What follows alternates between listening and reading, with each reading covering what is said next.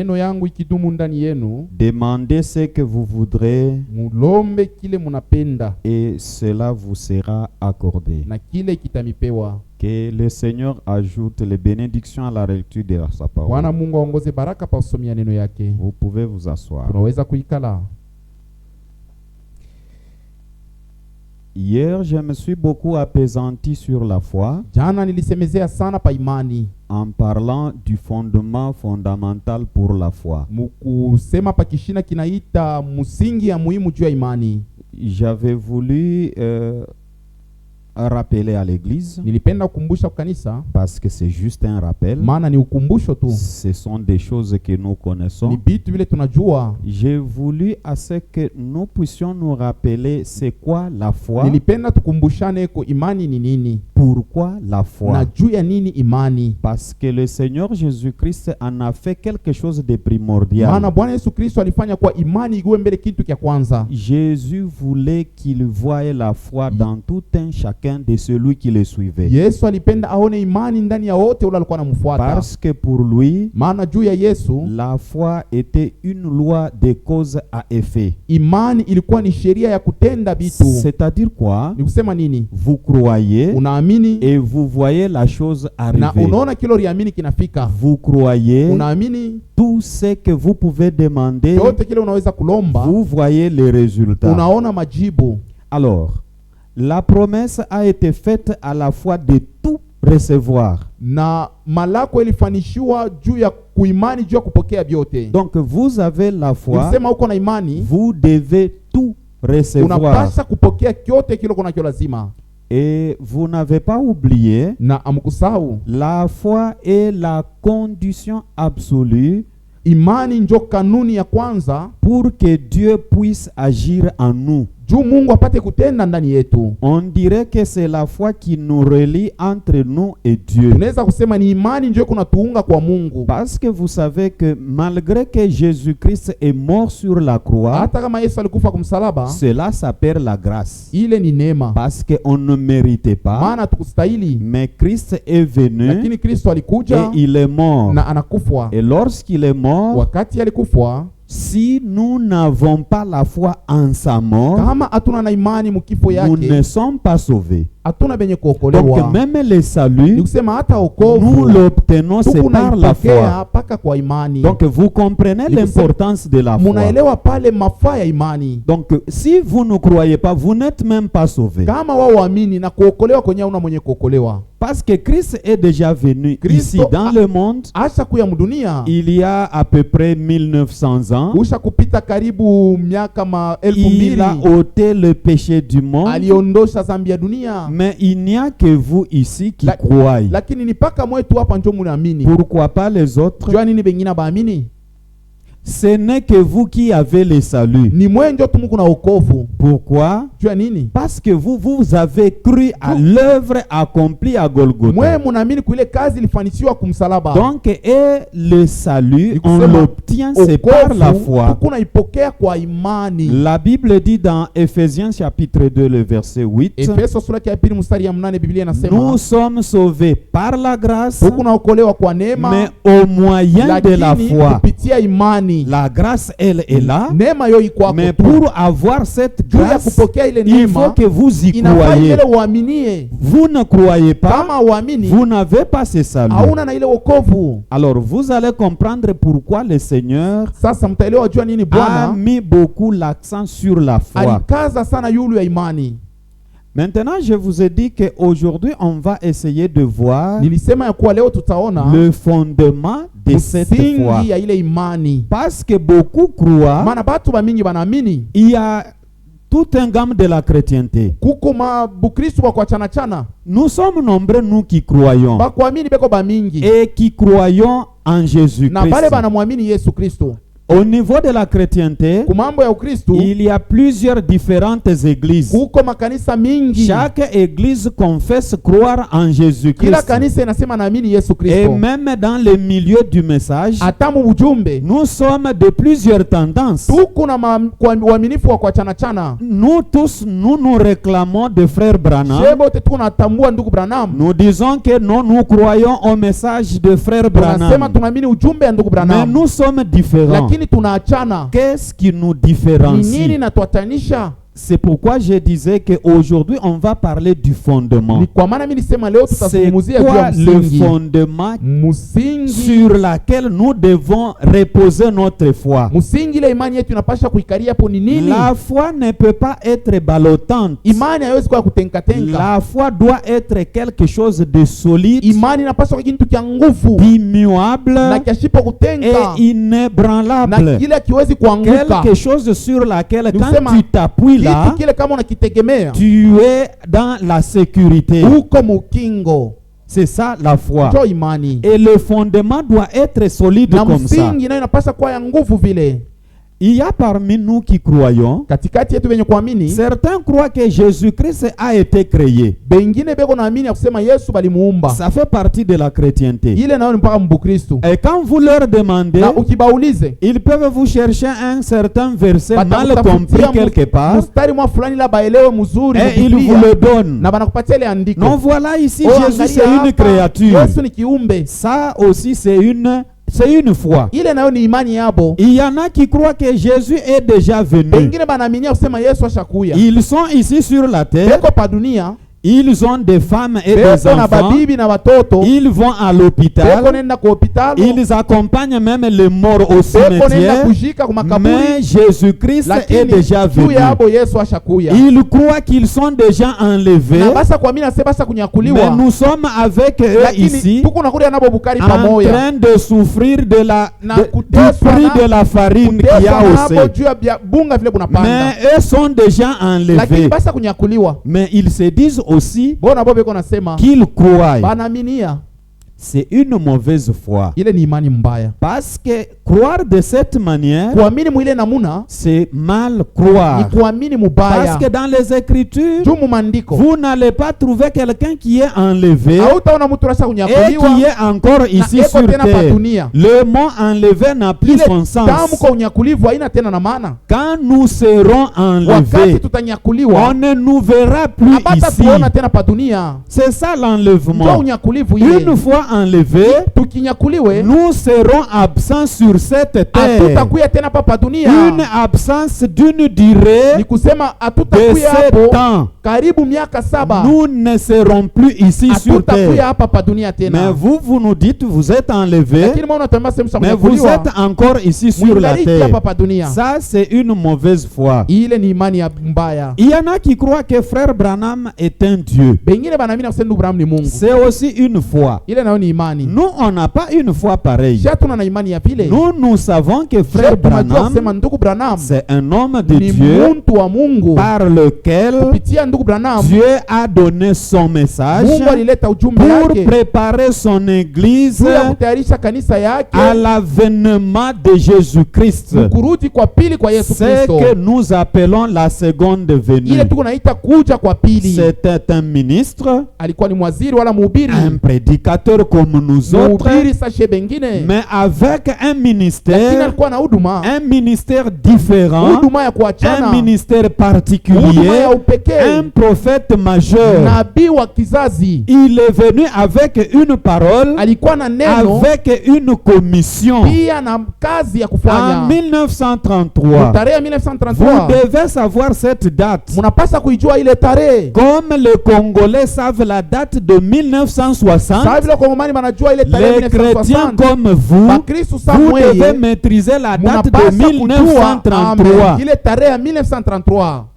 Chaque Congolais, Kila Mkongomani, un Congolais sérieux, Mkongomani mwenye kujijua doit mzuri, normalement connaître c'est quoi anapata kujua 1960. 1960 inamaanisha Qu'est-ce nini. qui s'est passé en Ni nini ilipitikana kwa ile 1960? tarehe ya Si 1960. tu es un Congolais, tu ne Kama connais pas uko ça, Mkongomani haujue tu ile, n'es pas un ni Congolais kusema sérieux. wewe hauna Mkongomani wa kweli. De même avec nous, Jo pamoja na nous qui sheye croyons à ce sheye benye message, kuaminia hii nous ujumbe, qui nous préparons Sheye pour benye l'enlèvement, kujitayarisha juu ya la unyakulivu, date de tarehe ya 1933, 1933 c'est une date ni spéciale pour nous. ya upekee juu yetu, Parce que ce jour-là, maana ile siku Frère Branham était en train de baptiser, ndugu Branham alikuwa anabatiza comme nous baptisons sasa vile na shetu ceux tunabatizaka qui viennent à wale Jésus-Christ banakuya kwa Yesu pour accomplir la parole de juu ya Dieu. kutimiza neno ya Parce Mungu. que Jésus a Maana dit, Yesu alisema allez par tout le monde mwende pali et pote prêchez la bonne na mhubiri habari nouvelle. njema. Celui qui Yule croit ataamini et qui sera baptisé na kubatiziwa sera sauvé. ataokolewa. Et il accomplissait cette écriture Na alikuwa anatimiza ile andiko dans la rivière de chez eux appelée Oyo. ile mtu ya kule kwabo Il jina yayo était en Oyo, train de baptiser. na alikuwa iko na batiza À la mule. 17e personne, Kufika pa mtu wa 17 quelque chose de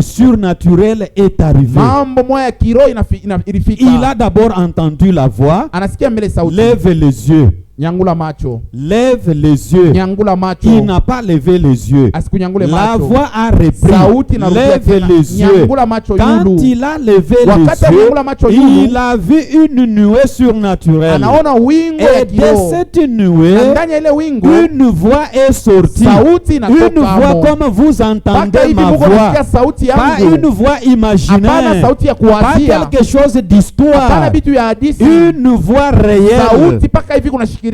qui disait, Ile sauti ilikuwa nasema, comme j'ai envoyé Jean-Baptiste sasa vile nilituma Yohana pour Mbatizaji préparer ma première juu ya venue, kutayarisha kuja kwangu kwa je kwanza t'envoie na kutuma avec un message na ujumbe pour préparer ma juu seconde ya venue. kutayarisha kurudi kwangu kwa pili. Cette voix Amen. était autoritaire. Ile sauti ilikuwa na Ceux qui mamlaka. l'avaient Wale entendu, balisikiaka, il y en a qui se sont évanouis, wengine il y en balikauka, a qui couraient, wengine il y en a balikimbia, qui fouillaient, wengine il y en a balikimbia, qui priaient, wengine balianza chacun kuomba. avec sa réaction. Kila mtu alitenda munamna ile ilimfikia. Frère Branham a eu cette Ndugu Branham condition. alipata ile kazi, Et c'est de là na ni pale que nous avons le message que nous prêchons jusqu'à ndio tuko na aujourd'hui. ujumbe ile Le kuhubiriwa message mpaka na qui leo, prépare ujumbe yenye kutayarisha les élus pour wateule l'enlèvement. juu ya kunyakulivu. Nous, on n'est pas ici comme les autres Sasa vont à hatuna hapa l'église. sasa vile wengine wanaenda Nous kwa venons kanisa. ici avec Sasa une tunakuya mission. hapa na Une kifukuzio mission bien précise. Kifukuzio kenye C'est le kujulikana départ au ni ciel. kwenda kumbingu.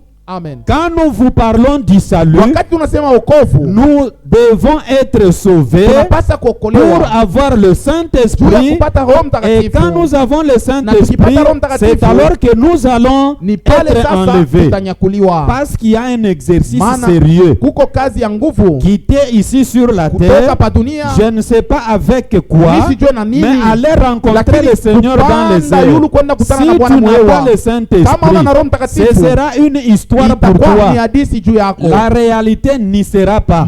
hakika itakuwa juu yako. C'est ça le message que nous prêchons. Ujumbe ile tunahubiri, C'est ça la parole que nous Kwa croyons. neno ile tunaamini. Donc nous, on est différents des Kusema autres églises. tunaachana na makanisa On ne ingine. croit pas comme les autres Hatuamini églises sama comme ils kanisa croient. twingine vile tunaamini. Et c'est pour aller à Kwa ni l'église, pia kwenda kukanisa, peut-être pour qu'ils aient de saa l'argent, zingine bapate pour makuta, qu'il ait une maison, apate nyumba, pour chasser les démons. afukuze mapepo Nous, mchafu. chasser les démons, Sio kufukuza mapepo ce sont mchafu. des choses Ile secondaires. ni vitu vya Parce que la kumkongo. Bible nous Biblia dit, inatuambia voici les miracles tazameni miujiza qui ile accompagneront. itasindikiza. Donc ce sont des choses qui nous Kusema ni vya accompagnent. kutusindikiza vya On ne croit kumkongo. pas pour que Hatuamini juu ya nous puissions kusema chasser les tufukuze démons. mapepo mchafu, Dès que hapana. nous Kama croyons, tunaamini les tu démons mapepo eux-mêmes mchafu savent yoyo que inajua kusema celui-ci, huyu ni il mwaminifu. est devenu quelqu'un Amen. d'autre. Anakuwa ni mtu mwingine. Les démons Mapepo eux-mêmes, mchafu les yoyewe, démons nous connaissent. mapepo mchafu inatujua. Il te connaît, les Inakujua démons. mapepo Quand tu mchafu. viens ici et que tu fais Wakati semblant, unakuya hapa les una démons sura, te pepo connaissent. mchafu Ne inakujua. pense pas que parce que Hapana tu kusema viens kusema ici, tu les unakuya hapa, démons vont pepo fuir. mchafu itakimbia. Non, les Hapana. démons vont Pepo venir. mchafu itakuya. Maintenant, qu'est-ce qui va les Sasa ni empêcher? nini itabazuru? C'est quand la Ni parole wakati est neno en iko toi. ndani yako. Et si tu n'as Amen. pas la parole, Kama sasa una tu neno, seras tourmenté utavurukwa et tu seras mal tourmenté par ces na démons. utavurukwa sana na ile mapepo mchafu. Voilà, c'est ce que nous croyons. Jo ile tuchi tunaamini. Mais pour les autres, Juu ya ils croient bengine que bolo Branham hapo est un wanaamini Dieu. kusema Branham ni Mungu. Nous croyons Tunaamini au ministère de Frère Franck. kuhuduma ya ndugu Franki.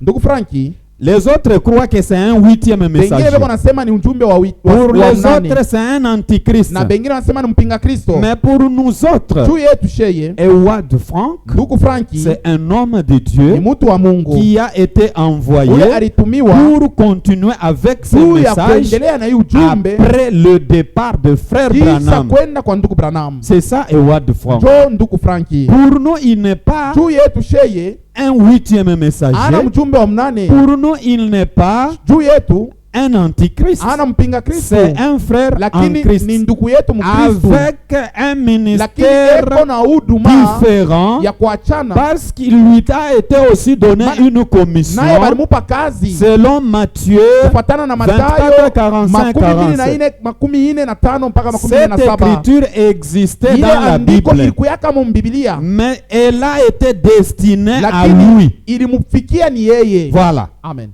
Donc c'est comme ça que nous croyons. Jo vile she tunaamini. Maintenant, ce Ewad Franck, Na ule ndugu Franki quand il explique la vraie foi, wakati kwa nafasiria imani ya kweli, il prend les deux écritures. anabeba maandiko mbili. Il prend Jean 14. Anabeba Yohana 14. Jean 14, le Yo- verset 12, on peut le lire. Yohana 14 mstari ya 12 tunaweza Jean kusoma. 14 dit ceci. Yohana 14 anasema En hivi, vérité, je vous le dis. hakika nawaambia, Celui qui croit en moi mwenye ula ananiamini fera aussi les œuvres que je fais, naye atafanya hii matendo niko et nafanya, il en fera de plus grandes, na atafanya hata matendo parce mengine, que je m'en vais au Père. maana naenda kububaba. Alors, quand il prend cette écriture, Wakati anabeba hii andiko, il prend l'autre écriture anabeba dans andiko ingine Jean 7. mu Yohano sura ya 7. La version d'Arby est bonne pour cette écriture. Amen.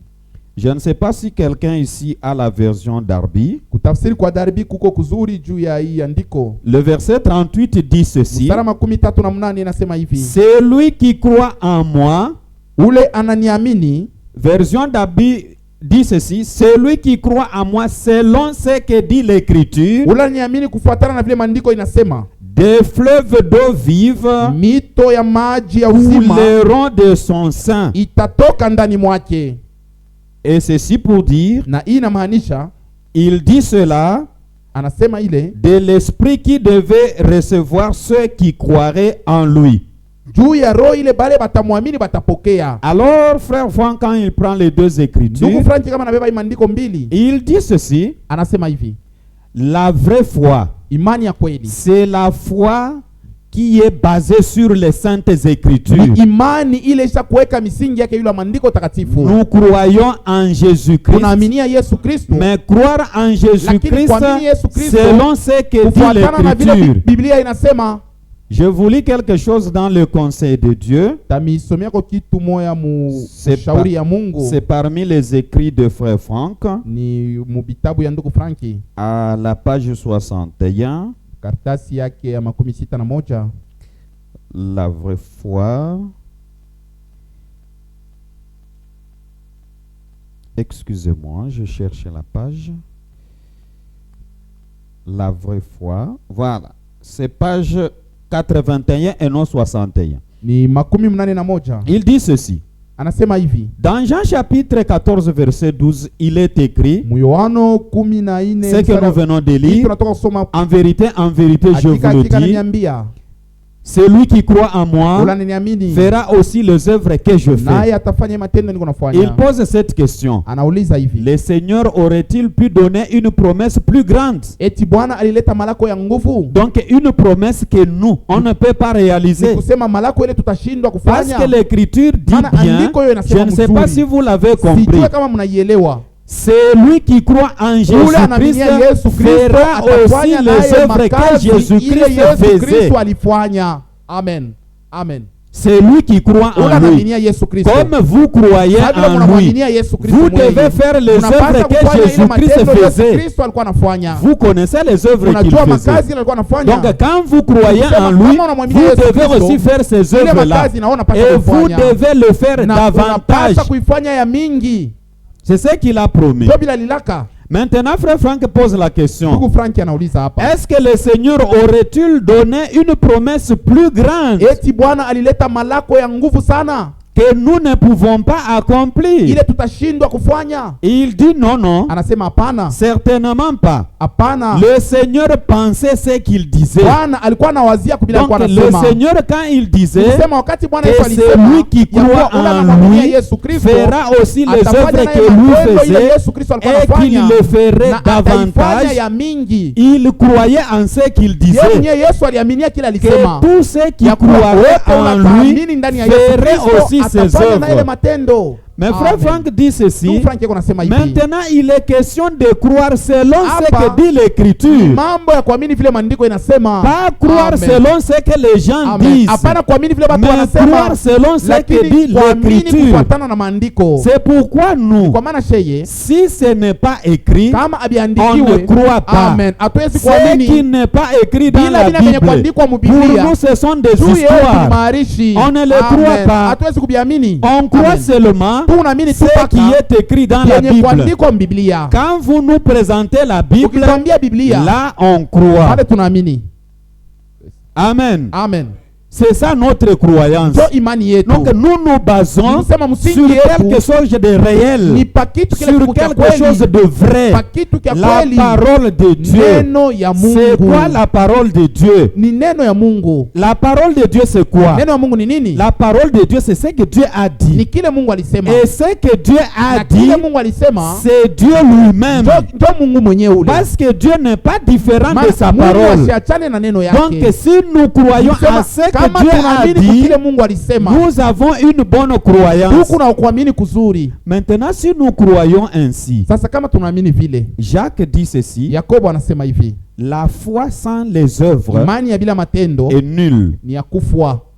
La foi sans les œuvres. Imani yasipo matendo, La foi sans les imani œuvres yasipo est matendo ya nulle. kufwa.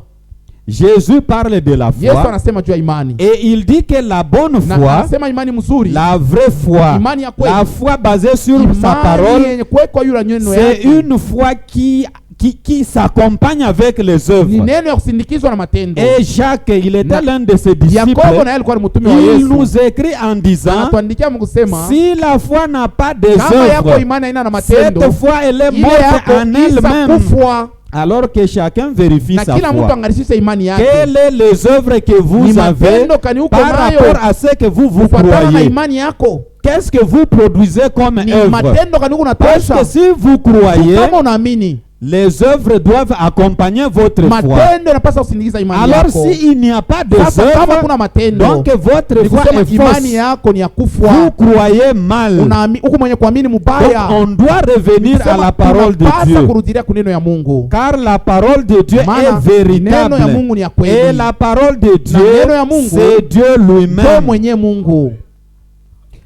Frère Branham, quand il donnait la prédication sur le fondement fondamental pour la foi, Wakati ndugu Branham alikuwa anahubiri mahubiri inaitwa msingi ya muhimu juu ya imani, il nous a renvoyé au commencement. aliturudisha kumwanzo. Il nous renvoie à Genèse 1. Anaturudisha Mwanzo sura ya kwanza. Genèse 1, le verset 26 à Sura 28. Lisons-le mpaka rapidement. 28. Lisons-le rapidement. Taisoma kwa haraka.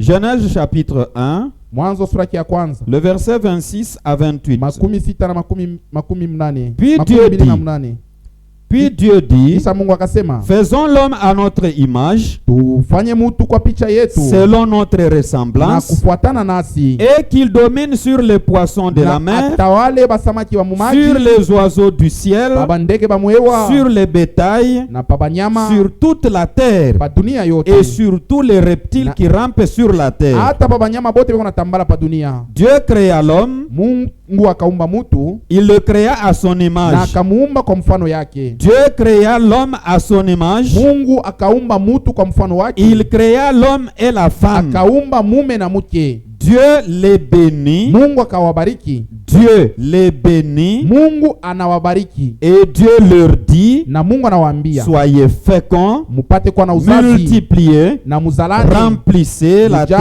mujaze dunia et la na sujettissez, muitawale, et dominez sur le poisson de la mer, mutawale yule sur basamaki, les oiseaux du ciel babandeke, et sur tout na animal mutawale qui se met sur la terre. yulu ya nyama wote konaishi pa dunia. Quand frère Branham prend cette écriture, Wakati Nubrama anachukua hii andiko il fait un commentaire là-dessus. pale, yulu anapima kuzungumzia hapo. Je suis dans la prédication, Niko mahubiri le fondement fondamental pour la foi, msingi ya muhimu juu ya imani, à la page 3. karatasi yake ya 3. À la page 3, il dit ceci. Ndugu Brahma anasema hivi, Eh bien, nzuri, quand il a créé l'homme au commencement, wakati Mungu aliumba mtu kumwanzo, il l'a créé supérieur à tout ce qu'il y a sur la terre. Mungu alimuumba yulu ya vyote vile viko pa dunia. Oui, nous le savons. Ndiyo tunaijua. Après avoir tout créé, Kisha kuumba c'est vyote, alors que Dieu a créé ndio l'homme. sasa Mungu aliumba mtu. Alors l'homme a été créé Na supérieur Mungu à toute chose. aliumbiwa yulu ya vitu vyote. Il lui a donné la juridiction de tout sur la terre Na pour tout contrôler. Mungu anampatia mamlaka ya vyote pa dunia juu abiongoze. Est-ce qu'il y a des hommes ici? Eti hapa peko bantu. Est-ce qu'il y a des hommes ici? Hapa peko batu. S'il y a des hommes, Kama hapa peko batu, vous avez été créés pour un but. muliumbiwa juu ya kifukuzio. Vous avez été créés pour un but. Muliumbiwa juu ya kifukuzio kimoja, Dominer sur cette terre. tawala pa hii dunia. C'est pourquoi vous avez été créés. Ndio kile Mungu alimiumbia. Il lui a été donné la juridiction sur toute la terre pour tout contrôler. Mungu alimupa mamlaka pa dunia yote juu aiongoze. Il contrôlait les animaux, Alikuwa anaongoza il wanyama, contrôlait les volatiles, alikuwa anaongoza bandege, il contrôlait les poissons de la alikuwa mer, anaongoza basamaki, il contrôlait le vent, alikuwa anaongoza il mpepo, contrôlait les végétaux, alikuwa anaongeza il michi, contrôlait tout. alikuwa anaongoza vitu vyote. L'homme. Mutu Adam pouvait parler au vent Adam alianza kuongea na mpepo et le vent s'arrêtait. na mpepo inashimama. Il pouvait parler aux arbres Aliweza kuongea na et muchi les arbres lui obéissaient. na muchi na muti.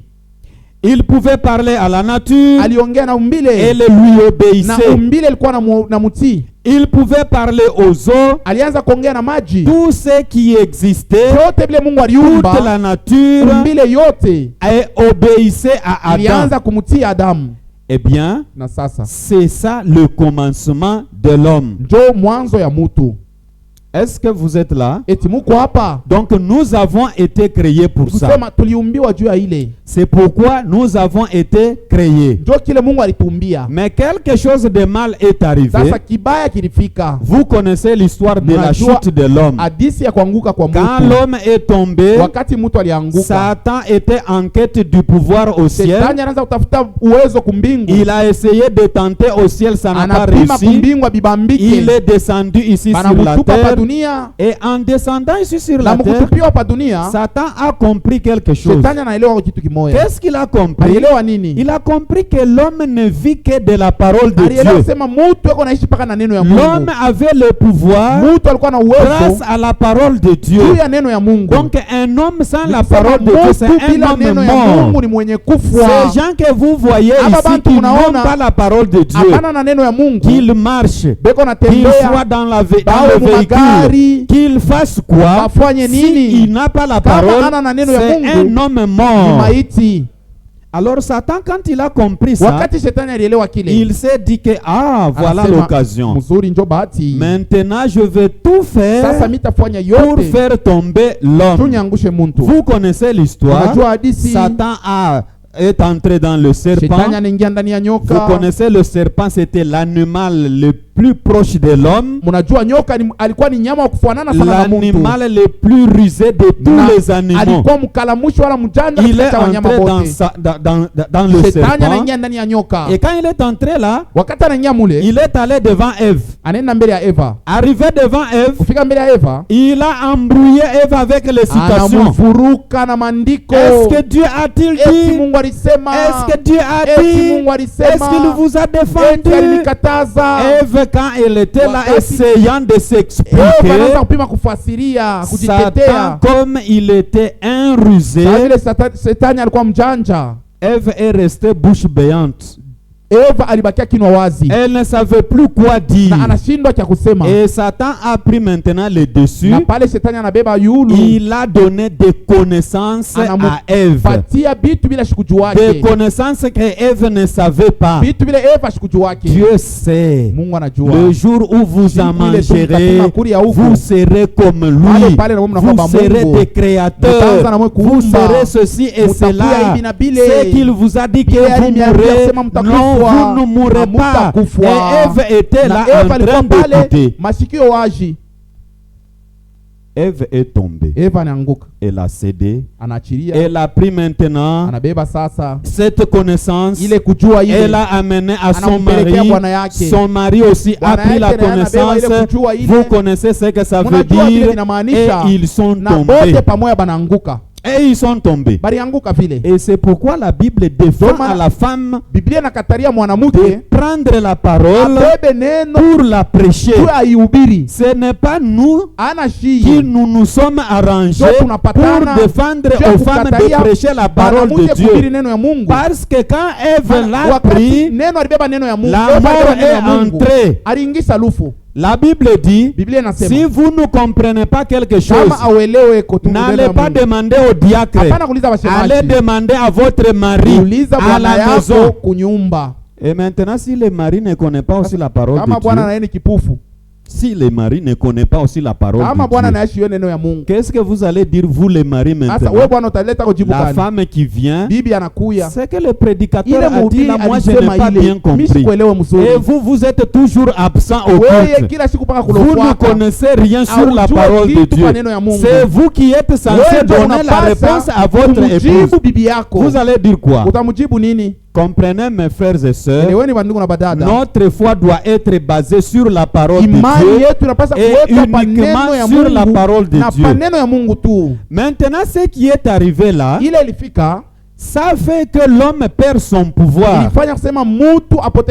L'homme a perdu son pouvoir. Et en perdant le pouvoir, frère Branham dit, l'homme a perdu toute sa conscience. Et en perdant la conscience, écoutez, dans le jardin d'Éden, Adam mubutamu bwanzambi na Ève, dans les délices du péché avec Ève, Dieu n'est pas resté au ciel assis. Dieu est descendu parce que pour lui ne pouvait pas supporter voir son fils dans le péché.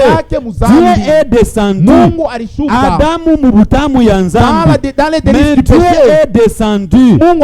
Il est dit dans Corinthiens que nous, lorsque nous étions encore des pécheurs, Christ est mort pour nous. Ce n'est pas nous qui sommes allés chercher Dieu, mais Dieu dans son amour, il est venu, il est descendu pour nous chercher nous. Lui-même Dieu, pas nous. Maintenant nous, que Dieu est venu racheter, qu'est-ce que nous faisons à Dieu? Qu'est-ce que nous faisons à Dieu? Dieu est descendu dans le jardin d'Éden. Adam, entendant la voix de Dieu, il prend sa femme, ils se sont enfuis pour aller se cacher. Et quand ils se sont cachés, Dieu savait où ils étaient, parce que Dieu sait tout et voit partout. Mais il ne pouvait pas les laisser où se présenter comme ça. Il a appelé Adam. Où es-tu? C'est alors qu'Adam est allé se présenter. Non, je me suis caché parce que je suis nu. Qui t'a dit que tu es nu? Et à partir de là, des accusations qui commencent. Au lieu de reconnaître sa faute, lui n'a pas reconnu sa faute. Lui, au lieu de se repentir, lui ne s'est pas repenti. Il commence les accusations. C'est la femme que tu m'as donnée. Parce que moi j'étais seul, c'est toi qui as amené cette femme. Voilà que cette femme qui m'a entraîné dans, et moi je viens de manger. Nous n'avons pas à nous justifier quand nous avons péché. Nous devons reconnaître nos torts et nous devons aller auprès de Dieu demander pardon. Pas de justification, pas des explications. Tu as péché, va vers Dieu et demande pardon. Amen. Maintenant, en ce moment-là, quand il s'expliquait, Wakati anaanza Dieu kujifasiria, dans sa colère, Mungu mkasirani yake il a tué un animal. aliua nyama. Le sang a coulé. Damu Ce ikamwagika. qui a apaisé sa colère. So ile ilisimamisha Et kasirani quand yake. maintenant il continue avec ses questions, Wakati anaendelea na majibu, maswali, quand Adam se justifie, Adam anaanza kujihesabia il haki, jette la balle à sa femme. anatupa mkosa pa bibi yake. Eve, pourquoi tu as fait ça? Kwa nini Eva ulifanya vile? Non, le serpent m'a séduit. Nyoka ndio alinitongoza. Le serpent m'a séduit. Nyoka nitongoza. Alors le serpent, il n'y avait pas de question, Nyoka pas d'explication. C'est la malédiction qui tombe. Ni laana mara moja. La malédiction qui tombe. Laana inaanguka. Pourquoi Dieu a maudit le Kwa serpent? nini Mungu alilaani Le nyoka? serpent faisait partie des animaux. Nyoka alikuwa katika ya Et les wanyama. animaux sont les seules créatures qui n'ont jamais été bénies à la création. Na banyama ndio bali biumbe bile Mungu Dieu alibariki ne maudit kuumba. pas ce qu'il a déjà béni. Mungu Ça n'a jamais asilani existé. yake bila Quand Dieu alibariki. te bénit, Kama Mungu anakubariki, que la malédiction vienne de partout, laana ça inaweza ne peut kutoka pas hata wapi, t'attraper toi. haitakubamba Mais wewe. comment vous tremblez Namna déjà gani les gens qui vous Mungu maudissent? anatetemeka mbele ya Vous êtes kulani. des enfants Wewe bénis. uko mtoto mwenye Qui peut kubarikiwa. vous Nani maudire? anaweza kulani? Personne ne peut encore vous Hakuna maudire. unaweza Vous kulani. êtes les bénis de Mungu Dieu. babarikiwa ba Mungu. Le serpent, c'était un animal. Nyoka alikuwa nyama. Lisez l'écriture. Msome maandiko. De tout ce que Dieu a Mvyote créé, vile Mungu aliumba, seuls les animaux mpaka n'ont tu pas été bénis. Banyama bakubarikiwe. C'est pourquoi le serpent a Kwa été maana maudit. nyoka balimulani. Mais il arrive maintenant à Adam. Anafika kwa Adam. Il ne sait pas le maudire. Anashinda kumlaani. Il est d'abord un fils, Ni mtoto yangu mbele. créé à son image. Nilimuumba kwa uso yangu. Il n'y a kwa pas picha yangu. moyen de le Hakuna namna maudire. nimulaani. C'est la terre qui a maintenant la Dunia malédiction ndio itabeba à laana la place sasa. d'Adam. Pafuasi ya Adam. Il arrive à Anafika Ève. kwa Eva. Ève est sortie Eva dans Adam, alitoka kwa Adama. le fils de Dieu. Kama mtoto wa Il ne Mungu. sait pas comment le maudire. Asijue namna Non, kumlaani. j'augmenterai Asema seulement nitaongeza les tu douleurs de ton maumivu ya enfantement. kuzala C'est kwako. par les douleurs Ni kwa que maumivu tu ndio enfanteras. utazala.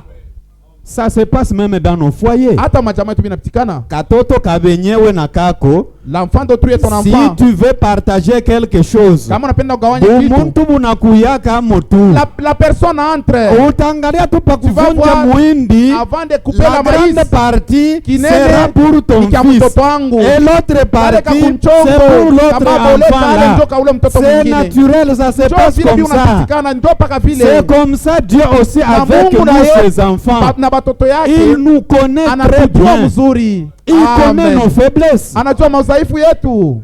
Amen. Et quand il est venu, Na wakati alikuya, il a fait ce qu'il a fait ce jour-là. alifanya bila alifanya ile. Il n'est pas terminé par condamner. Asikumalizie pa kuhukumu. Non. Hapana. Il a pris les peaux Anabeba et il les a revêtus. ngozi anabavika. Et après ça, Na kisha ile le plan de la rédemption est entré. mapi ya wokovu inaanza. Le plan de la rédemption. Mapi ya wokovu. Comment il doit restaurer encore l'homme atarudisha muntu pour le faire revenir à sa juu ya position. kumuweka mumsimamo Et yake. là, il dit, Na pale anasema, toi, wewe parce que tu as fait ça, juu unafanya hivi, ta semence, mbegu yako, ta semence uzao wako de toi serpent ya wewe nyoka sera ennemi de la semence de la femme. itakuwa adui Et ya après uzao ça, wa mke. il dit Na quoi? anasema tena nini? La semence de la femme Mbegu ya mke écrasera ta tête. itaponda kichwa chako wewe nyoka. Le plan de la rédemption est entré.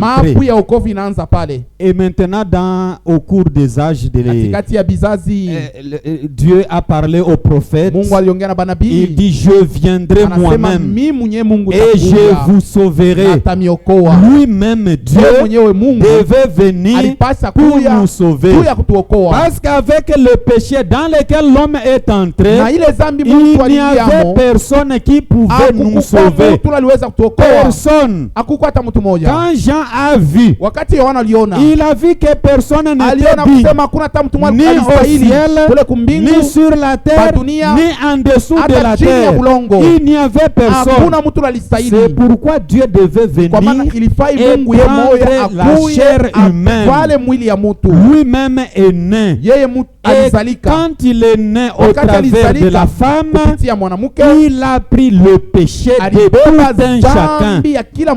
Il est venu pour ôter le péché du monde. Nous lisons dans Hébreux chapitre 2. Hébreux chapitre 2. Hébreux chapitre 2, le verset 14. Il est dit ceci. Ainsi donc, puisque les enfants participent au sang et à la chair, il y a également participé lui-même, afin que par la mort, il anéantisse celui qui a la puissance de la mort, c'est-à-dire le diable. Donc Dieu a pris le corps de la chair pour un seul but, pour qu'il puisse anéantir celui qui avait le pouvoir de la mort, c'est-à-dire le diable. Et il l'a fait à la croix. Est-ce que vous croyez comme ça? Amen. Et qu'il délivra tous ceux qui, par crainte de la mort, étaient toute leur vie retenus dans la servitude. C'est vous-là. C'est vous-là qu'il est venu délivrer. Mais nous qui sommes délivrés, nous nous comportons comme si nous sommes encore des pécheurs. Nous avons encore peur. Nous ne savons pas prendre la chose en main. Nous sommes encore peureux. Car assurément, ce n'est pas à des anges qu'il vient en aide, mais c'est à la postérité d'Abraham. En conséquence, il a dû être rendu semblable en toutes choses à ses frères, afin qu'il fût un souverain sacrificateur, miséricordieux et fidèle dans le service de Dieu. Pour faire quoi? Pour faire l'expiation des péchés du peuple. Vos péchés ont été déjà expiés. Croyez comme ça. Ici où vous êtes, vous n'êtes pas des pécheurs. Est-ce que vous croyez comme ça? Vous n'êtes pas des pécheurs parce que vos péchés ont été déjà expiés. Le sang de Jésus a coulé pour ôter le péché du monde. Amen. Ça veut dire quoi ôter? Kuondosha inamaanisha nini? Ôter, ça veut dire quoi? Kuondosha maana yayo nini? Maintenant, si vous vivez encore comme si vos péchés existent encore, alors Christ est mort pour rien. Mais Christ est mort pour ôter, pour enlever. Et il a enlevé. Et c'est vous qui croyez en cette œuvre-là. Et parce que vous croyez, vous avez la vie éternelle. Parce que vous croyez en ce que Jésus-Christ a fait sur la croix, vous avez la vie éternelle. Oui, frère. Vous avez la vie éternelle. Car ayant été tenté lui-même dans ce qu'il a souffert, il peut secourir ceux qui sont tentés. Donc, les problèmes que vous avez là, maladie, souffrance, je ne sais pas, vous priez, vous sentez qu'un péché ne s'enlève pas, mais Jésus est passé par là. Il a pris ce corps. C'est pour expérimenter de quoi nous souffrons, de quoi il doit donner la solution. C'est pourquoi il a pris ce corps ici. Il devait sentir lui-même qu'est-ce que l'homme a comme souffrance. Et quand il a pris ce corps, il a compris c'est quoi la souffrance humaine.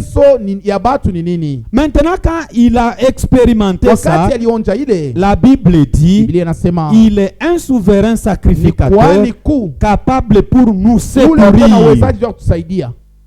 C'est à nous de croire que nous avons un Dieu qui est capable de nous secourir. Je suis en train de parler niko nasema sur le fondement yulu ya fondamental ya pour la muhimu foi. juu ya imani. Donc on doit croire Tunapaswa sur kuamini ce qui est écrit dans la vile vile Bible. kuandikwa Biblia. Les péchés de tout un chacun de Zambi ya nous, kila mmoja wetu Jésus les a pris. Yesu Vous alichukua. connaissez ce qui s'est passé Mnajua ce ile jour-là. ilipitikana ile siku. Il a été crucifié Alitundikwa nu utupu pour qu'il puisse prendre tous les péchés du abebe monde. mazambi yote ya dunia. Tes péchés, Mazambi yako, mes péchés mazambi yangu ont été pris par Jésus-Christ. ilichukuliwa na Yesu Kristo. Et dans Corinthiens, Na Mwakorinto, ça doit être 2 Corinthiens chapitre 5. Wakorinto wa pili sura ya 5. 2 Corinthiens chapitre 5. Le verset 17, il est dit ceci. Mstari ya 17 inasema hivi: Si quelqu'un est en Christ, kama mtu eko ndani ya Kristo, il est une nouvelle créature. ni kiumbe kipya. Les choses anciennes sont passées. Bya zamani binabiku byenye kupita. Amen. Amen. Si quelqu'un est en Christ, Kama mtu eko ndani ya Kristo, il est une nouvelle créature. eko kiumbe kipya. Les choses anciennes sont Vitu passées. bya zamani biku byenye kupita. Voici toutes choses. Natazameni vitu vyote. Toutes choses Vitu vyote sont devenues nouvelles. inakuwa bipya. Donc nous, on n'a plus encore à nous culpabiliser Nikusema hatuna tena bakujiona na nkosa. des choses que Jésus a déjà pris à la Vitu croix. vile Yesu alibeba kumsalaba. Nous sommes des affranchis. Tuku benye kuweka Nous huru. sommes libres de Tuko péché. huru kuzambi. Nous ne sommes plus des pécheurs. Hatuna batenda zambi. Maintenant, tout dépend Sasa iko naangalia de la manière dont tu es venu ici. namuna ile ulikuya hapa. C'est là la question. Njo mambo. Comment tu es venu Ulikuya hapa ici? namuna kani? Qu'est-ce qui t'a amené Ni nini ici? ilikuleta hapa? Parce que Kwani c'est lui qui croit en Jésus-Christ. mwenye kumwaminia Yesu Kristo, La Bible dit, Biblia inasema elle est devenue une nouvelle créature. ule mutu anakuwa kiumbe kipya. Comment toi tu es arrivé ici? Namuna kani ulikuya hapa? Parce que dans Actes chapitre 2, Tendo la Mitume sura ya pili il est dit ceci. inasemwa hivi. Actes chapitre 2, le verset 37. Mstari 37. Dans Actes chapitre 2, c'est question de la prédication de Pierre. Hapa ni mahubiri ya Petro. La toute première prédication après qu'ils aient eu le Mahubiri ya Saint-Esprit. kwanza kisha wao kupokea Roho Mtakatifu. Alors Pierre s'éleva Petro akasimama et il a donné la première prédication. akaleta mahubiri yake ya kwanza. Et la Bible dit, Biblia inasema après avoir entendu cette prédication, kisha wao kusikia ile mahubiri, ils eurent le cœur vivement touché. nyoyo yabo ikaguswa sana. C'est là où se trouve la Ndio question. pale peko mambo. Comment toi tu es arrivé Namuna kani wewe ici? ulifika hapa?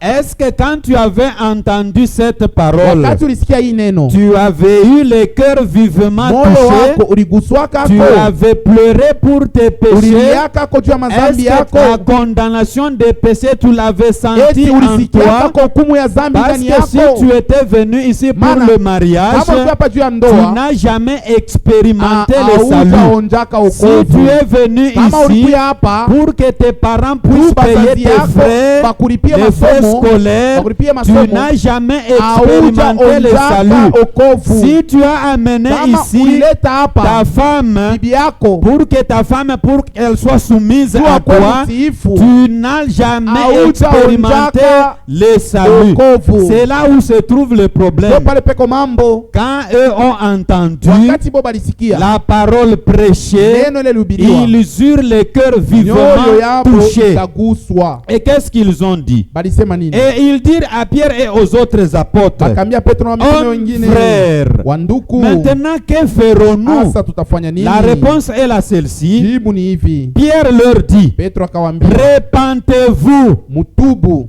Est-ce que quand tu es venu, Wewe en wakati Christ, ulikuya hapa, est-ce que tu t'étais eti repenti? ulitubwa kako? Est-ce que tu t'étais repenti? Ulitubwa kako? Parce que Mana, si tu ne t'es pas kama repenti, ukutubwake, si tu es venu pour autre kama ulikuya motif, juu tu ya mambo ingine, là les choses que nous parlons hapa hivi ici, tu unasema toi hapa, tu ne peux pas les comprendre. kwako hautabielewa. Parce que Jésus a dit à Yesu Nicodème, alimwambia Nikodemo, pour comprendre les choses de Dieu, juu ya kuelewa maneno ya il Mungu, faut naître de inafai nouveau. kuzalika upya. Il faut naître de nouveau Inafai kuzalika pour upya comprendre les choses du juu ya royaume. kuelewa mambo ya Si tu mfalme. n'es pas pas né de nouveau, kama una mwenye kuzaliwa upya, tu ne comprendras jamais les choses du royaume. Utaelewa maneno ya Parce mfalme. que la naissance c'est quoi? Uzalikwa ni nini? La naissance c'est venir à la vie. Ni kwenda kuzima. Quand vous venez à la vie, Wakati unaenda vous kuzima, devenez participant de cette vie. unaanza kusherekea na kule Nous uzima. parlons aujourd'hui, Leo c'est tunasema parce que nous sommes nés. juu Et tulizalika en naissant, na mkuzalika nous emportons les caractères de nos parents. tuko na matabia ya wazazi yetu. Chacun qui est ici, Kila mtu yeko quand hapa, vous le regardez kama et unamwangalia que vous regardez ses na parents, unaangalia wazazi il y yake, a des traits kuko qui maalama se ressemblent à ses ya parents. kufuanana na wazazi Nous yake. sommes nés par la Na parole sisi tulizalika na et par neno l'esprit. pia na roho, Par la parole de na Dieu neno ya et Mungu par l'esprit. pia na roho. Les deux Vile biwili nous font que nous naissons de kunafanya nouveau. tuzalike Et upya. quand nous naissons de Na nouveau kama par la parole tunazalika et par upya, l'esprit, muneno na mroho, donc nous avons ni une kusema partie de la parole tunakuwa na en nous. kipande kia neno ndani Quand la yetu. parole est prêchée, Wakati neno toi inahubiriwa, tu vas l'accepter wewe rapidement utaijikia mbio parce que mbio, c'est une partie maana de ni toi. kipande kyako. Amen. Maintenant, si tu n'es pas né de Kama nouveau, utazalika upya, ce sont des bruits. ile tu ni makelele, Et tu ne vas pas aimer même la parole de Dieu hautapenda hata sauti ya parce que Mungu. ce sont des choses étrangères à toi. Bigeni mbele Mais yako. si tu es Lakini kama né de la parole, ulizalika na tu neno, vas aimer les choses de Dieu utapenda vitu vya parce que tu Mungu fais partie de Dieu. tu huku kipande kya Mungu. Un Congolais, Mkongomani un vrai Congolais wa kweli, à l'étranger, kama yuko mwinchi ya il kigeni, ne peut pas aimer là-bas que son pays. hasiwezi kupenda kule kushindia Il kwabo, doit aimer son pays anapaswa kupenda qu'un kwabo. autre pays. Na Malgré tout ce qui se passe dans inchi son ingine, pays, ingawa vile vinapitikana il mwinchi aime yake, beaucoup plus son pays yeye qu'aimer anapenda l'étranger. sana kwabo kushindia kwa C'est benyewe. la même chose avec nous qui naissons en Ndio Jésus-Christ. pamoja na shibe yenye kuzaliwa ndani Nous ya aimons Yesu. les affaires de Tunapenda Dieu sana mambo parce ya que les Mungu. affaires de Dieu Tu nous mambo ya Mungu appartiennent. ni yetu. Ce sont nos affaires Ni à mambo nous, yetu shiye. pas pour les Haina ya autres. mambo ya bengine. C'est à Ni nous. yetu. Amen. Amen. C'est là où se trouve le problème. Ndio pale peko mambo. Comment tu es venu ici? Namuna kani ulikuya hapa? Est-ce que tu es venu vraiment Eti kweli kweli parce ulikuya? que tu es né de Dieu? Ndio ulizaliwa na Mungu? C'est ça la question. Ndio swali iko pale. Tu es venu parce que tu es né de nouveau. Ulizaliwa usha kuzaliwa upya. Si tu n'as pas eu le cœur vivement Kama touché, moyo wako haikuguswe, c'est le temps de refaire ndio l'expérience. wakati ya kuanzulula Il hapo. faut que tu sois rebaptisé. Inafai Si on t'avait baptisé pour autre kama motif, walikubatiza juu ya ndoa, N'aie mafuta, pas kazi, honte. hapana kuwa na haya. reviens dans le bon chemin Njia et mzuri qu'on puisse marcher. tupate kutembea. Sinon, Kama sivyo, tu ne verras pas la gloire du hautaona Seigneur. utukufu ya Bwana. Amen. Pour voir la gloire du Juu ya Seigneur, kuona utukufu ya Bwana, il faut naître dans le ya Seigneur. kwanza ni kuzalika ndani ya Il Bwana. faut être né de nouveau. Inafai kuzalika upya. Maintenant, nous qui sommes de Sasa nouveau, sema yenye kuzalika upya, les choses de Dieu nous vitu vya appartiennent Mungu ni vyetu et nous les na comprenons. tuko na bielewa. Maintenant, la Bible dit dans 1 Jean 3, Yohana wa kwanza sura ya 3, Biblia inasema, 1 Jean 3, Yohana wa kwanza sura ya 3 il est dit ceci. inasema hivi. 1 Jean 3, Yohana wa kwanza sura ya 3. 1 Jean 3, le verset 5. Je vais sauter, je vais lire aussi le verset 8 et 9. Mstari ya 5 tutaluka kusoma mstari ya 8 na 9. Or, vous le savez, Japo mnaijua, Jésus a paru pour ôter les péchés du monde. Yesu alikuya juu ya kuondosha dhambi ya dunia. C'est pour nous qui croyons. Ni juu yetu shebe kuamini. Pas pour vous qui venez ici pour Hapana, autre juu ya mwe motif. mnakuya na masababu Pas nyingine pour hapa. ceux qui sont Hana dehors. juu ya bale beko Mais nje. pour nous Lakini qui croyons, juu yetu shebe nye kuamini. Jésus a paru Yesu alikuya pour ôter les péchés. juu ya kuondosha Donc dhambi. nos péchés ont Nisema déjà madhambi été yetu ôtés. iko yenye kuondoshwa. Amen. Au verset 9, il est dit ceci. Mstari ya 9 anasema hivi. Quiconque est né de Dieu Wote walizaliwa na Mungu ne pratique pas le péché. atendake dhambi. Ne pratique pas le péché. Atendake dhambi. Celui qui est né de Ule Dieu alizalika na Mungu ne pratique pas le péché. atendake dhambi. Est-ce que quelqu'un peut dire amen à cette Eti, parole? mtu anaweza kusema amina kwa C'est neno. lui qui est né Ule de Dieu alizalika na Mungu ne pratique pas le péché. atendake dhambi. Parce que la semence de Mana, Dieu est en lui Chembe ya Mungu iko ndani et yake. il ne parce que la semence de Dieu demeure en lui, chembe ya Mungu iko ndani yake, et il ne peut pécher na hawezi kutenda parce dhambi qu'il est né de Dieu. tu alizalika na Mungu. Amen.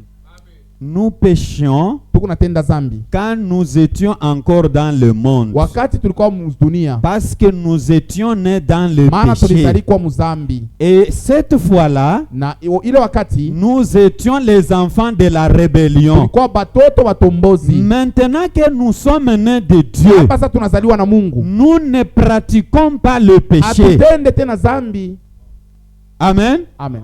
Nous ne pratiquons pas le péché. Atutende tena dhambi. Quelqu'un peut dire, Mtu anaweza kusema, c'est-à-dire vous voulez dire que ce que je fais là, ce n'est pas un péché? unaweza kusema kile nilifanya haina dhambi. Si tu es né de Dieu, Kama ulizaliwa na Mungu, ce que tu as fait là, ce n'est pas un ile péché. ulifanya haina dhambi, C'est une erreur. ni nkosa. Mais écoute ce que Jean dit dans Pia, Jean 2. Kile Yohana anasema mu Yohana sura ya pili. 1 Jean 2, Yohana wa kwanza sura ya pili, le verset 1. mstari ya kwanza. Mes petits enfants, Batoto yangu kidoko, je vous écris ces choses nimeandikia hivi vitu afin que vous ne péchiez point. ili msianze kutenda dhambi.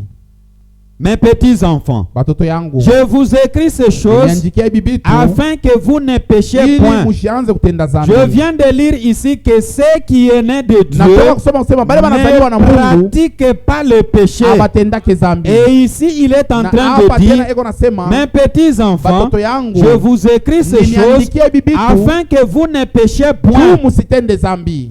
Et si quelqu'un a péché, Na kama kukula anatenda dhambi, et si quelqu'un a péché, na kama kuku mtu anatenda dhambi, nous avons un avocat auprès du Père, tuko na mtetezi pembeni ya Baba, Jésus-Christ le juste. Yesu Kristu mwenye C'est haki. quoi un avocat? Mtetezi ni nani? Est-ce qu'il y a un avocat ici parmi les frères Hapa et sœurs? katikati yetu peko mtetezi. C'est quoi un avocat? Mtetezi ni nani? Un avocat, c'est celui qui plaide pour un coupable. Mtetezi ni ule anasemeaka mtu Tu kwa as mkosa. tué. Uliuana. Tu vas chez un avocat, Unaenda kwa mtetezi. l'avocat qui vient, Mtetezi il anakuja. va plaider pour toi Anaenda devant le procureur. kukusemea mbele ya mwamuzi. Écoutez, monsieur le procureur, Sikia, mon client, huyu mtu c'est par erreur ni mkosa tu qu'il alifanya, est arrivé ndio anafikia à commettre ce meurtre. kutwangana kisu. Il essaie d'alléger la chose, hein, kufanya ile mambo iko ya comme si ce kupepelo. n'était pas grave. Sasa haina mambo ya nguvu. C'est ça un Amen. avocat. Ndio mtetezi anafanyaka. Et nous, on nous dit, Na shiba anatuambia nous avons un avocat tuko na auprès de mtetezi Dieu, pembeni ya l'homme Mungu. Jésus-Christ, Jina yake Yesu Kristo. l'homme Jésus-Christ, Huyu mtu Yesu Kristo. et Jésus-Christ est le juste. Na Yesu Kristo mwenye haki. Maintenant, pour qu'un avocat puisse bien faire son Tu travail, mtetezi afanye mzuri kazi yake. il y a une condition. Tuko kanuni ya kufanya. Il faut lui dire toute la vérité. Ufungulie moyo wako yote. Tu parles comment tu as commis ce Unamwambia meurtre-là. vyote bila C'est ulifanya. alors que lui Njo pale va sasa savoir comment il va atangalia plaider. namuna kanya takusemelea. Si tu lui caches, Kama unafichika kwa lui bingine, ne saura pas comment aller asitajua namuna plaider. kwenda kusemelea. C'est pourquoi nous aussi, Njo pale na quand sheye, tu commets un kama péché, unatenda dhambi, il faut aller auprès inafai de kwenda kwa Yesu Jésus-Christ. Kristo. Dis-lui tout ce que tu Umwambie as vyote fait. bila ulifanya. J'ai fait ceci, Nilifanya Seigneur. hiki, Aie Bwana. pitié de moi. Unihurumie. Nous devons confesser nos Tunapasa péchés. kukiri mazambi yetu. Et Amen. quand nous confessons Na nos wakati péchés, tunakiri mazambi yetu, il est juste pour nous les yeye ni pardonner. mwenye haki tu ya Ça, c'est la kusamea. parole de Dieu. Neno ya Mungu ni vile Donc, inasema. quand nous confessons nos péchés, Tukiri mazambi lui yetu, est juste yeye pour ni nous mwenye les haki pardonner. ya kutusamea. Donc, quand tu as des péchés Wakati ici kuna mazambi et hapa que tu ne les confesses na pas, c'est ton awikiri problème. ni mambo yako. Lui est là en train d'attendre Yeye pour kuna que tu ngojea. puisses aller confesser Tuendo et kakiri pour qu'il puisse aller na plaider. yaka kusemelee. Il est notre avocat. Ni mtetezi wetu. C'est lui qui plaide pour Yeye Dieu, ndio eko pour nos natutetea causes. kumambo Nous yetu. sommes encore dans la chair. Ingari mumwili. Nous sommes encore ici sur la Ingari terre. pa dunia. Tout peut arriver. Yote binaweza kufika. Voilà l'amour de Dieu. Ndio ile mapendo ya Il Mungu. a compris tout Alielewa vyote. et il a tout prévu Na dans sa anatayarisha parole vyote comment maneno nous yake. allons marcher Namuna ile tutatembea. jusqu'à atteindre la Mpaka na perfection. kufika Nous kuukamilifu. n'avons pas encore atteint la perfection. Hatuyafikia nous sommes encore en marche. Et dans cette marche, il y a les hauts et les bas. Nous pouvons tomber d'une manière ou d'une autre. La condition, allons dire à notre Jésus, allons confesser nos torts. Lui est prêt pour nous les pardonner. Si tu ne confesses pas tes péchés, voilà pourquoi tes péchés seront accumulés. Et maintenant tu t'assoyais ici devant. Demain tu vas t'asseoir au milieu parce que tu vas venir en retard pour que les gens ne te voient. Le lendemain ce sera à la fin. Finalement tu ne viendras même plus à l'église. Pourquoi? Ça se passe comme ça. Les pécheurs ne restent pas dans l'assemblée des saints. À chaque fois quand quelqu'un pêche, il cherche comment se séparer avec les saints. Adam a pris fuite devant Dieu lorsqu'il s'est senti qu'il était dans les péchés. À chaque fois Adam était avec Dieu, en communion avec Dieu, Adam n'avait jamais pris fuite. Adam ne s'est jamais allé cacher. Ça se passe comme ça. Même entre nous, quand quelqu'un commet le péché, lui-même va s'arranger comment il va prendre fuite. C'est comme ça. Mais comprenez mes bien-aimés frères et sœurs, nous avons un avocat auprès de Dieu. Je ne vous dis pas qu'aller faire des péchés. Les péchés volontaires n'existent pas. Moi je vous dis que quand nous sommes dans ce monde, il y a les hauts et les bas. Tu peux te fâcher, tu dis des mots qui ne sont pas corrects, mais tu as péché. Tu as fait du mal. Tu as fait du tort à cette personne. Ce que tu as à faire, c'est aller arranger la chose. Et la chose sera finie. Parce que quelqu'un est là pour ça. Ceux qui sont dehors, les pécheurs, ceux qui ne sont pas nés de nouveau, la chose ne les concerne pas. La chose ne les concerne pas. Parce que même s'il va vers Jésus-Christ comme avocat, Jésus-Christ ne le connaît pas. Vous êtes connus parce que vous êtes nés de nouveau. Vous faites partie du royaume de Dieu. Et c'est à vous que Jésus le juste plaide pour vous. Que Dieu vous bénisse. Nous allons nous revoir demain par la grâce du Seigneur.